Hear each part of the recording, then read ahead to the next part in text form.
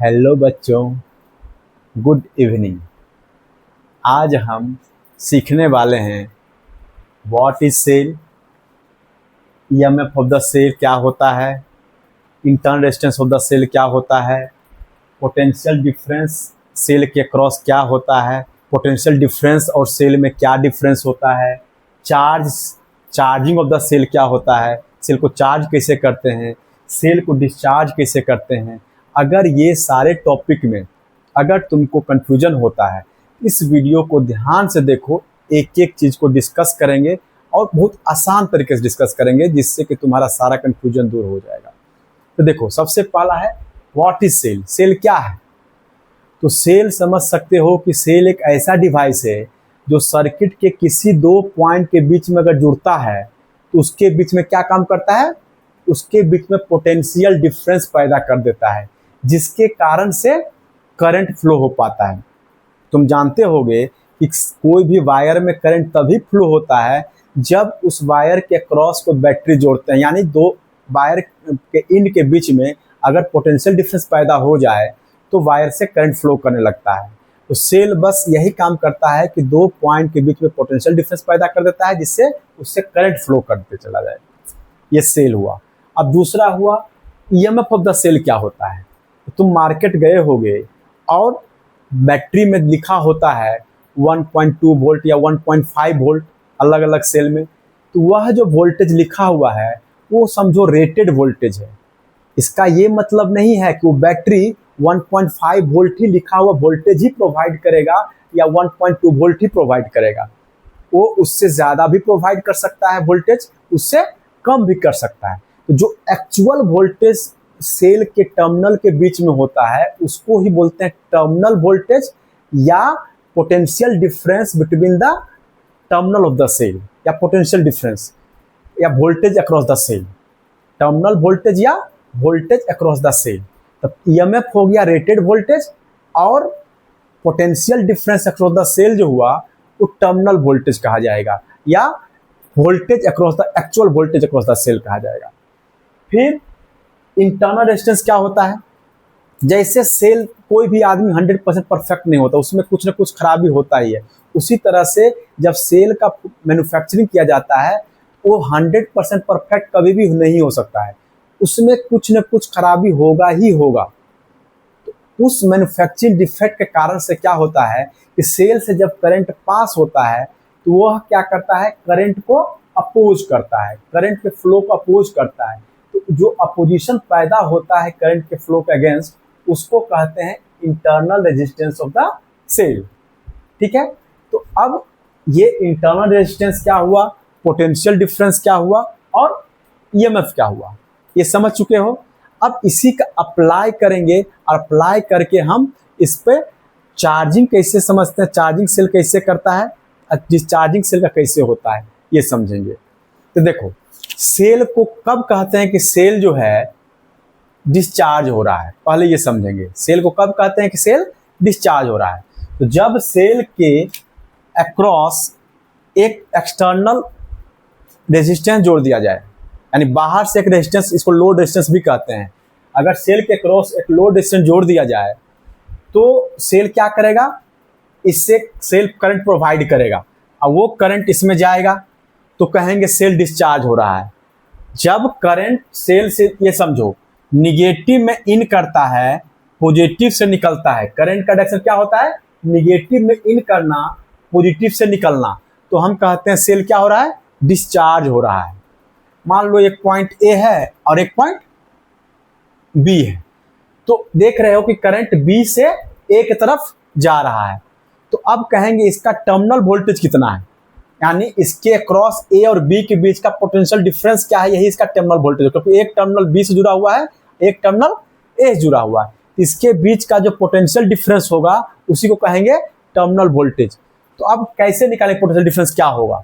तो तुमको Kirchhoff law में बताए थे कि अगर मान लो हम चलते हैं बी से ए की तरफ, बी से ए की तरफ चलते हैं, तो हम क्या करेंगे, V A minus V B अगर निकालना है तो क्या करना होगा, पहले रेजिस्टेंस को पास करना होगा, फिर रेजिस्टेंस से बैटरी में चलना होगा। तो रेजिस्टेंस को जब पास करेंगे तो रेजिस्टेंस में जब इन करते हैं तो बताए थे कि ये पॉजिटिव टर्मिनल माना जाता है रेजिस्टेंस का, ये निगेटिव टर्मिनल। क्यों? क्योंकि करंट जाता है हाई से लो पोटेंशियल की तरफ, और ये देखो जब इन कर रहा है तो करंट रेजिस्टेंस के अक्रॉस पोटेंशियल डिफरेंस क्या होगा? हाई होगा, और जब आउट हो रहा है तो लो होगा, तभी तो करंट हाई से लो फ्लो होगा। तो जब इन करेगा तो देखो पोटेंशियल घट रहा है, रेजिस्टेंस का क्या हो रहा है? रेजिस्टेंस के अक्रॉस पोटेंशियल डिफरेंस घट रहा है, पॉजिटिव से निगेटिव जा रहे हैं, तो हाई से लो जा रहे हैं। इसका मतलब क्या होगा? माइनस आई आर, क्योंकि जब हाई से लो चलते हैं तो पोटेंशियल डिफरेंस क्या होता है? निगेटिव। और तुम ओम्स लॉ में पढ़े होगे कि रेजिस्टेंस के अक्रॉस पोटेंशियल डिफरेंस कितना होता है? V is equal to I into R. हम माने हैं कि इसमें करंट आई जा रहा है, यहाँ पर माने हैं करंट सेल आई सप्लाई कर रहा है तो आई जा रहा है, और रेजिस्टेंस का क्या है? आर है। तो पोटेंशियल डिफरेंस क्या होगा? आई इंटू आर, लेकिन इसका साइन क्या होगा? निगेटिव। क्यों होगा? क्योंकि यह हाई से लो की तरफ जा रहा है, करंट के डायरेक्शन में चल रहे हैं, मतलब करंट चलता है हाई से लो डायरेक्शन में, तो हम भी चल रहे हैं हाई से लो। तो पोटेंशियल डिफरेंस जब घटेगा तो क्या होगा? साइन माइनस होगा, तो माइनस आई आर हो गया। अब फिर बैटरी में देखो ये छोटा टर्मिनल निगेटिव में लो पोटेंशियल और बड़ा टर्मिनल पॉजिटिव में हाई पोटेंशियल। बैटरी को जब क्रॉस करेंगे तो लो टू हाई क्रॉस करेंगे, इसका जो ईएमएफ दिया रहता है वो उसका साइन क्या होगा? पॉजिटिव, क्योंकि हम चल रहे हैं बैटरी में लो टू हाई, तो प्लस ई। इसका मतलब क्या हुआ? टर्मिनल वोल्टेज को VA माइनस VB को भी मान लें अगर, तो V बराबर क्या हुआ? E minus I are. तो जब भी कभी बैटरी डिस्चार्ज हो रहा हो, कहे कि बैटरी डिस्चार्ज हो रहा है या किसी एक्सटर्नल सोर्स से जोड़ दिया गया है, तो कहे कि टर्मिनल वोल्टेज बताओ क्या होगा? टर्मिनल वोल्टेज क्या होगा? V is equal to E minus I R. यानी इस केस में टर्मिनल वोल्टेज जो होगा वो कम होगा ईएमएफ से। तुम देख सकते हो कि ईएमएफ से कुछ घटा है तब आया टर्मिनल वोल्टेज। तो जब डिस्चार्ज हो रहा होगा सेल, तो टर्मिनल वोल्टेज का वैल्यू क्या होगा? ईएमएफ से थोड़ा कम होगा, ये वाला। अब दूसरा देखो, बैटरी जब चार्ज हो रहा होगा तब क्या होगा? चार्ज कैसे समझेंगे बैटरी चार्ज हो रहा है? जब कभी भी बैटरी को एक्सटर्नल वोल्टेज से जोड़ दिया जाता है, यानी कि बैटरी का जो ईएमएफ है उससे भी बड़ा वोल्टेज से अगर बैटरी को जोड़ दिया जाता है, तो करंट का फ्लो किधर से किधर होता है? बैटरी के पॉजिटिव टर्मिनल से बैटरी के निगेटिव टर्मिनल में फ्लो होता है। तो जब भी कभी भी करंट का फ्लो जो है बैटरी के पॉजिटिव टर्मिनल से निगेटिव टर्मिनल की तरफ जाए, तो हम कहेंगे क्या? बैटरी क्या हो रहा है? चार्ज हो रहा है। और जब निगेटिव टर्मिनल से पॉजिटिव टर्मिनल की तरफ करंट फ्लो हो रहा होगा, तो हम इस केस में कहेंगे बैटरी क्या हो रहा है? डिस्चार्ज हो रहा है। तो यहाँ पर बैटरी क्या हो रहा है? चार्ज हो रहा है, पॉजिटिव टर्मिनल से निगेटिव टर्मिनल की तरफ क्या। तो फिर से हम इसका टर्मिनल वोल्टेज यानी इसके अक्रॉस पोटेंशियल डिफरेंस कितना होगा, अगर वो निकालना है, VA माइनस VB, यानी A है फाइनल पॉइंट और B है इनिशियल पॉइंट। तो हम B से फिर से A की तरफ चल रहे थे, लिखे VA माइनस VB। लेकिन अब देखो हम अगर चल रहे हैं तो करंट इधर से इधर आ रहा है और हम इसके अपोजिट चल रहे हैं। तो क्या बताए थे? करंट के जब अपोजिट चलते हैं तो हम चल रहे होते हैं low potential to high potential. Current के डायरेक्शन में चलते हैं तो हाई से लो चलते हैं, और करंट का अपोजिट चलते हैं तो क्या चलते हैं? Low potential to high potential. और हम क्या बताए थे कि जब लो टू हाई पोटेंशियल चलते हैं तो पोटेंशियल डिफरेंस जो होगा रेजिस्टेंस के अक्रॉस, उसका साइन लेंगे पॉजिटिव। अब पोटेंशियल डिफरेंस तुम जानते हो, V बराबर क्या होता है? I R. V equal to I R, Ohm's law पढ़े होगे। तो V equal to I R से तो हम देखते हैं कि हम B से A की तरफ चलते हैं, तो पहले चले तो देखो लो टू हाई चले तो क्या हुआ? इतना equal to I into R हो जाएगा, प्लस में potential difference across the resistance, internal resistance जो सेल का है, सेल का ये क्या है? इंटरनल रेजिस्टेंस है।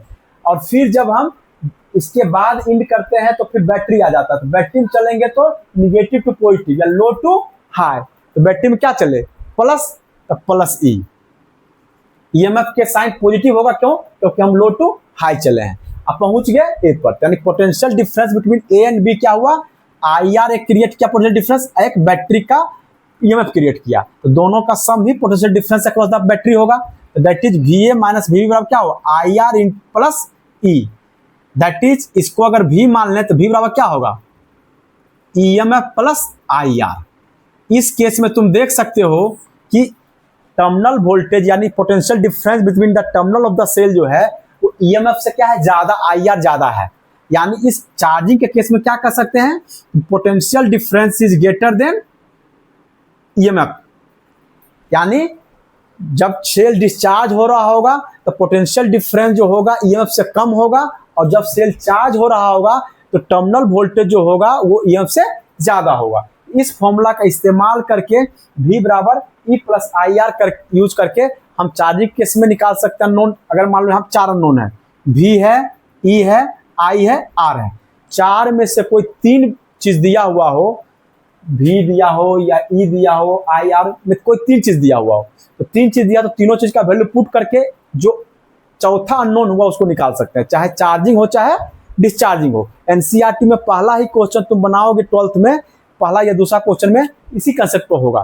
टर्मिनल वोल्टेज निकालने के लिए या इंटरनल रेजिस्टेंस निकालने के लिए 12th में हमेशा पूछा जाने वाला सवाल है ये। तो V बराबर E प्लस आई आर से निकाल देंगे। ठीक है, अगर वीडियो यूजफुल लगा हो तो प्लीज लाइक और सब्सक्राइब कर लेना चैनल को। Thank you.